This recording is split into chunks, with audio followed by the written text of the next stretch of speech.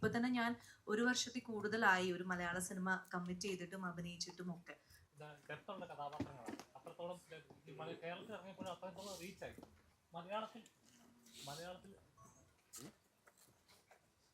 മലയാളത്തിൽ ചെയ്ത കഥാപാത്രങ്ങൾ അത്രയും എന്താ പറയാ ആളുകളിലേക്ക്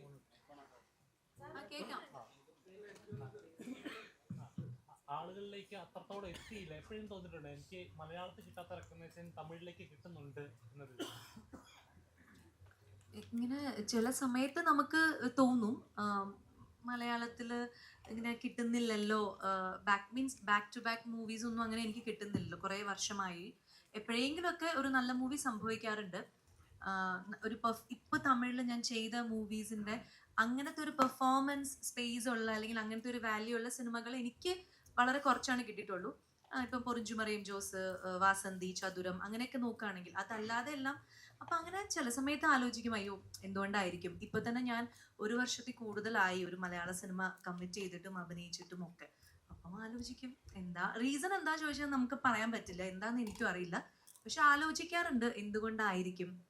അപ്പം ശരി, എല്ലാത്തിനും അതിൻ്റെതായിട്ടുള്ള സമയമുണ്ടല്ലോ എന്ന് വിചാരിച്ചിട്ട് അങ്ങനെ ഇരിക്കുള്ളൂ. ഇപ്പൊ സന്തോഷമാണ്. ഇപ്പൊ നമ്മൾ തമിഴിൽ ചെയ്യുന്നു, നമ്മളുടെ ആഗ്രഹം സാധിക്കുന്നുണ്ടല്ലോ, എവിടെയാണെങ്കിലും നന്നായി വർക്ക് ചെയ്യാൻ പറ്റുന്നുണ്ട്. അങ്ങനെ ഭയങ്കര നല്ല എക്സ്പീരിയൻസ് ആയിരുന്നു. ഇപ്പൊ എല്ലാവരും പറഞ്ഞ പോലെ നമ്മുടെ ഫാമിലിയിലുള്ള ഒരാളുടെ കൂടെ നമ്മൾ വർക്ക് ചെയ്യുന്ന പോലെയായിരുന്നു. അത്രയും സ്വീറ്റ് ആണ് സാറ്. ഏറ്റവും നല്ലൊരു ക്വാളിറ്റി ആയിട്ട് എനിക്ക് ഫീൽ ചെയ്തത്, സെറ്റിലുള്ള എല്ലാ ആർട്ടിസ്റ്റുകളെയും ഭയങ്കരമായിട്ട് സപ്പോർട്ട് ചെയ്യും. ഓരോ ഷോട്ട് കഴിയുമ്പോഴും ആ ഷോട്ട് നന്നായിരുന്നു എന്ന് വന്ന് പറയാനുള്ളൊരു സമയം അദ്ദേഹം കണ്ടെത്തും. അത് അന്നത്തെ ദിവസം പറയാൻ പറ്റിയില്ലെങ്കിൽ പിറ്റേ ദിവസം ഓർത്ത് വെച്ചിട്ട് പറയും. അപ്പം അങ്ങനെ ഓരോ ദിവസവും ഈ 32-40 ദിവസം നമ്മൾ അഭിനയിച്ചു. ഈ 40 ദിവസവും നമ്മുടെ അടുത്ത് വന്നിട്ട് നിങ്ങൾ അത് ചെയ്ത് നന്നായി, ആ സീൻ നന്നായി, അങ്ങനെ എടുത്തെടുത്ത് പറയുമ്പോൾ നമുക്കത് ഭയങ്കര ഊർജ്ജമാണ്. അപ്പൊ അങ്ങനെ ഒരു കോ സ്റ്റാറിന്റെ കൂടെ വർക്ക് ചെയ്ത സന്തോഷം. പിന്നെ സാറിന്റെ ലൈഫ് തന്നെ നല്ലൊരു ഒരു പാഠമാണ് നമുക്ക്. ഒരിക്കലും ഗിവ് അപ്പ് ചെയ്യരുത്. എന്ത് പ്രശ്നം വന്നാലും നമ്മുടെ ആഗ്രഹത്തിന് ഫോളോ ചെയ്യുക. അതിനുള്ള ഏറ്റവും നല്ലൊരു എക്സാമ്പിളാണ് സാറിന്റെ ലൈഫ് തന്നെ. അപ്പൊ അത് വഴിയെ വഴിയെ നമുക്ക് എല്ലാവർക്കും മനസ്സിലാവും ഓരോരോ കഥകളിലൂടെയും സിനിമയിലൂടെ. സോ അത്രയും നല്ല ഒരു വ്യക്തിയോട് വർക്ക് ചെയ്യാൻ പറ്റി. സാറ് മാത്രമല്ല കേട്ടോ, ഇപ്പം അതിൽ അഭിനയിച്ച എല്ലാവരുടെയും കൂടെ കുറേ സീനിയർ ആർട്ടിസ്റ്റുകൾ ഉണ്ട്. JP sir, Rajkiran sir. So എല്ലാവരും കൂടെ വർക്ക് ചെയ്യുമ്പോൾ നമുക്ക് ഡിഫറെൻറ്റ് എക്സ്പീരിയൻസ് ആണ്.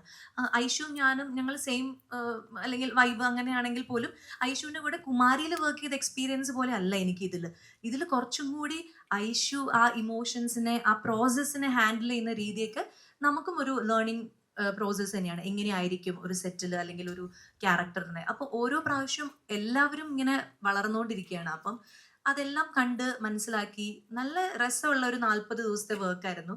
ഫാമിലി അറ്റ്മോസ്ഫിയർ ആയിരുന്നു സിനിമ പോലെ തന്നെ. അപ്പം ഹാപ്പിയാണ്.